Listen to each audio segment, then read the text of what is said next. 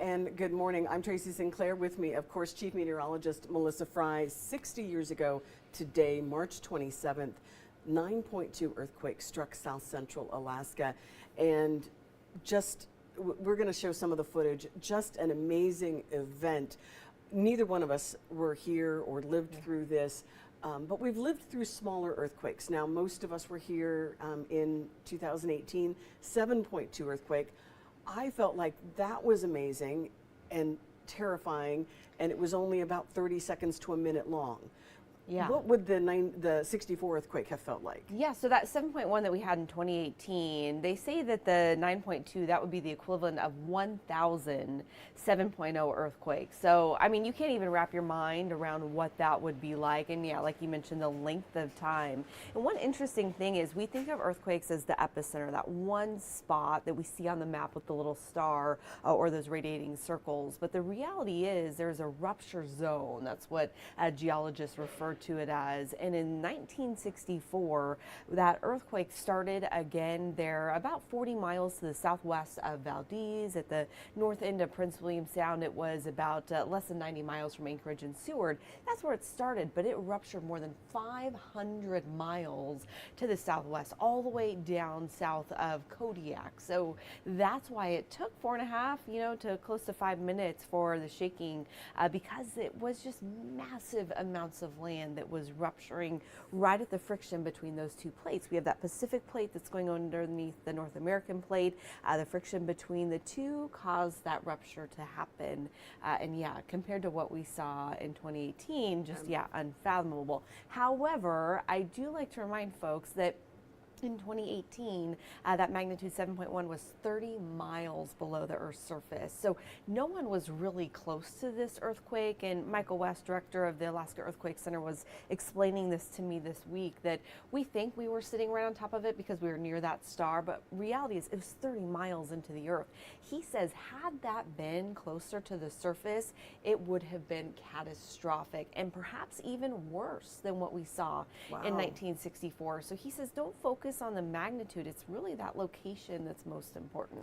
And we want to see if anybody who was watching, like on Facebook or on YouTube, was anybody here? Did you live through the 1964 earthquake? So jump into our comments if you did. Do we know how deep the 9.2 was? It was much more shallow than what we saw. So that would be one of the bigger impacts. Yeah, one of the bigger impacts. And what the reason why we do these anniversary specials again 60 years ago today is because we want to remember what happened so that we are prepared, so that we take those lessons. We hear about this thing called disaster amnesia, which the further you get from a natural disaster, the more you forget about the impacts. And we're Alaska tough. We think we can handle anything, which, we're a very resilient community and population. That's true. But if the land beneath you slides away, it doesn't matter how tough you are. There's going to be impacts from that. So it's so important that we just remember the potential, remember the impacts, so that we are prepared and not caught off guard should this happen to us again. Well, and one of the things that, if you weren't up here or even shortly after the earthquake, you might not have seen. This is some of the video taken from the Office of Civil Defense. This was right after the earthquake. Some of the impacts, I believe that's JCPenney. The JCPenney building. And really just 4th Avenue was so devastated and so hit so hard. Yeah, there were two things that happened, and that intense and really dramatic shaking obviously shook these buildings to their core, quite literally. But also the land itself just moved. So the land inland here was actually forced down. It sank because the land just offshore rose, and that just happens because of the geology and how it responded to these plates interacting with each other. But when that land sank in downtown Anchorage, we did see again 4th Avenue, it just dropped. It swallowed those cars. When that facade came off JCPenney, 2 people were killed below when their cars were smashed. And you can imagine, I mean, most of us, if we've been in Anchorage, we've been parked outside JCPenney at one time or another. And then all of a sudden, out of nowhere, the side of the building just comes down and crushes their cars. So one example, again, there were over 130 people that died from the earthquake and the following tsunamis. Most of them were from the tsunamis, but we did have about 9 people that were killed killed just from that structural damage that happened because of the earthquake. And the images, it's hard to believe, you know, I mean, we're talking, I think it was about a 30-block area that saw that really massive destruction. In Turnagain Heights neighborhood alone, that's where we saw those massive landslides, and they just took homes with them. So about 75 homes just completely destroyed, not because the structure wasn't, you know, sound for that kind of shaking, but literally the land underneath just slid and took the houses with them. And so we've learned a lot. You've done a lot of research on this earthquake since then. One of the things that has been kind of in our general zeitgeist is that we can't have a tsunami here in Anchorage. We have recently learned that's not true. Yeah. Did we have one in the '64 earthquake? We did. So Elena Suleimani is the researcher who has been really looking at this most of her career and how tsunamis impact Alaskans. And she just recently, her and her team of scientists went back and they remodeled that 1964 tsunami to figure out, wait a minute, where did this water actually go with the science and the information and the computer technology that we have today?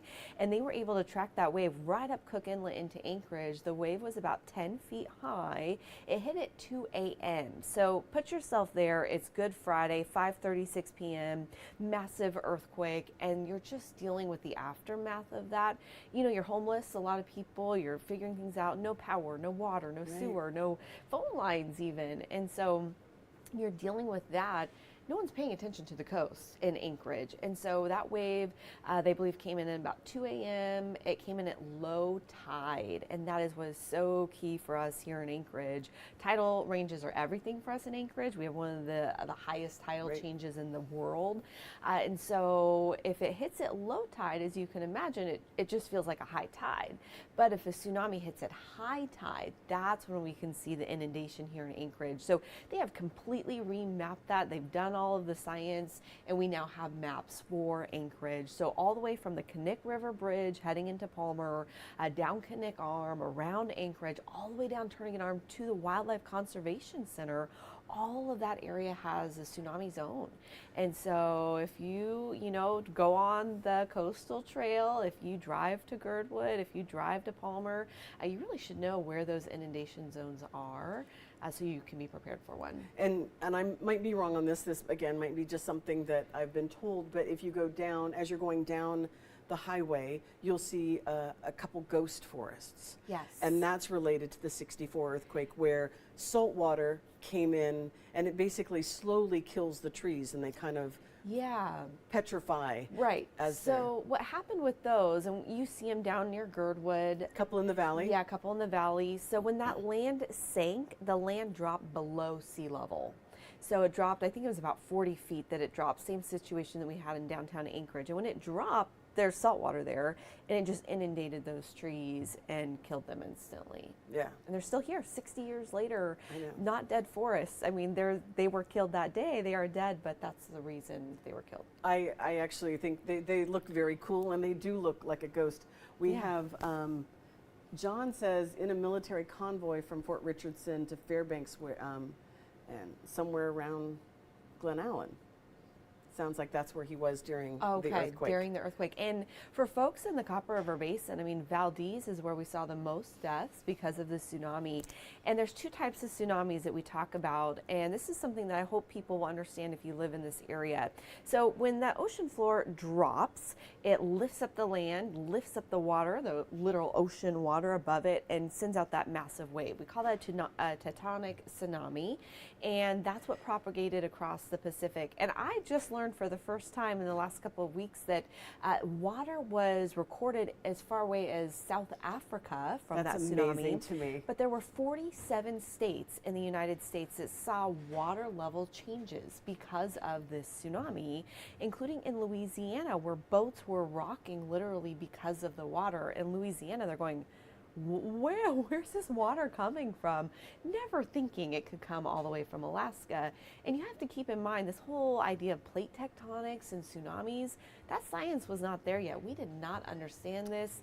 Alaska had 2 seismometers and no GPS tracking. So all of this was brand new.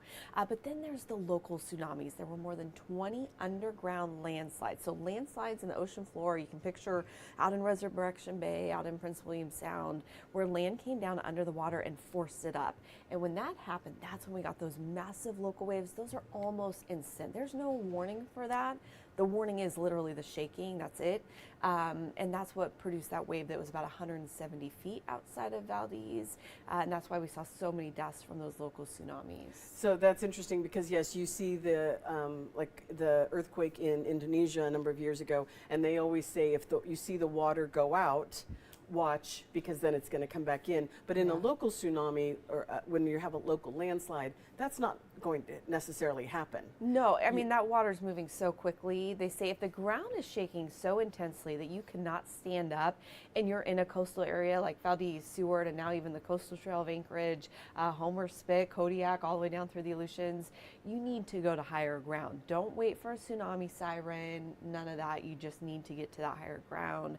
And we talked with people. We have a special airing tonight at 6:30, sort of re-looking at all of this. And we talked with people that survived this in Anchorage, but also down in Seward and in Valdez. This is Seward, yeah. Where they sustained not only that intense shaking, but also the tsunami waves that came in after. We talked to one gentleman who tells us that their car stalled on their way of evacuating, and they stopped, and he, as a child, just prayed and said, God, please start this car. And the car started, and they went back up the hill. We talked with a gentleman in Valdez who was 12 years old at the time, and he was down by the harbor, and it was about dinner time. He thought he should head home. He was with some friends. They were playing hide and go seek. The friends stayed down by the docks. He went home for dinner, and that's when the earthquake hit, and that was the last time he saw those friends. They were washed away in those waves. That is a really, for me, that's a really powerful story, and so you'll want to watch the special tonight. This, as we said, is some of the impact of the tsunami. And Alice Weber is saying her sister Laura was born that morning. Wow. So happy birthday to you. Yes, that I'm glad that she was born that morning and not that evening. We have heard stories. I heard one story of a woman in Anchorage who went into labor during the earthquake. And there were no phone lines or way to get to the hospital, and she unfortunately had the baby prematurely, and that was one of the people that did not survive the earthquake, was that premature baby. So little stories like that, you hear the big picture of it, but there are so many individual stories. I mean, we had about 100,000 people living just in Anchorage at the time. I think outside people think, oh, well, it wasn't populated, and that's why they didn't have too many deaths there. I mean, we saw 100,000 people just in Anchorage, not mentioning all the coastal communities that were also impacted. well, and our own Jackie Purcell, of course, was here. Yes. Very young child at the time, but she still remembers it. And Yeah. so hearing her tell the stories and people that actually lived through it, because when I moved up here in '72, you could still see the impacts. Earthquake Park looked like there had been an earthquake. If you go there now, it's just a lovely park. You don't realize that those dips and drops were from the earthquake, and that you could actually see how the land had been kind of smashed together and jutting up. Yeah. And even that curvature, you know, if you go out to Point Warrenzoff and you look toward Anchorage, there's that nice curve.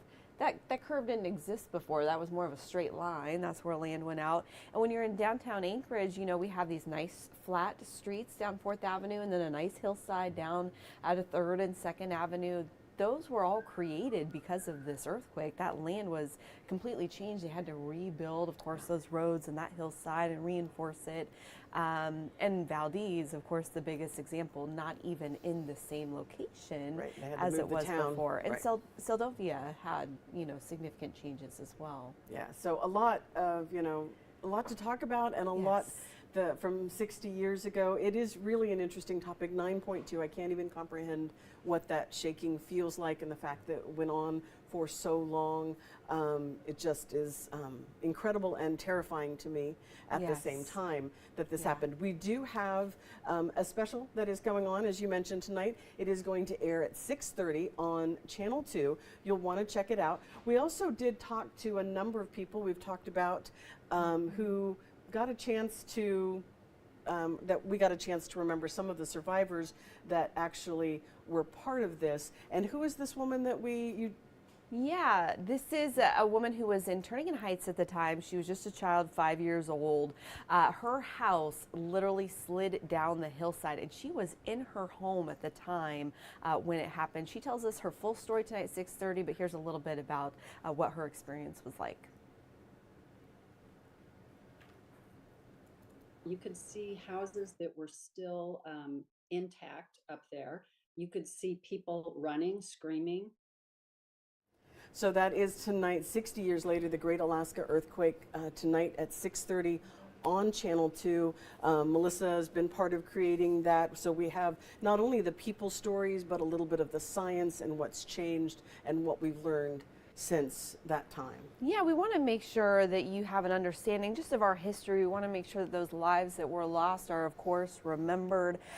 30 minutes sounds like a long time for one topic. We could have talked about this for 6 hours. I mean, there's so much information to share, but we got some of those stories that I think are really important to just help you to remember what it was like, and so we don't forget those people that were lost, but also to learn from their experience. We talked to the scientists.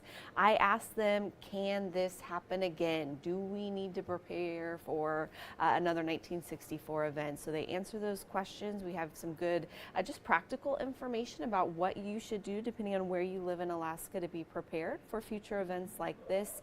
And yeah, hopefully you'll join us tonight at 6:30. Learn something, remember those folks. It's definitely part of our Alaska history. And it will not only be on Channel 2, it will be either then or shortly thereafter on our YouTube channel, and of course on our website, alaskasnewssource.com, so you can check it out at any of those times. So thank you so much for joining us, and we hope you will join us tonight at 6:30 on Channel 2. Have yourself a great day.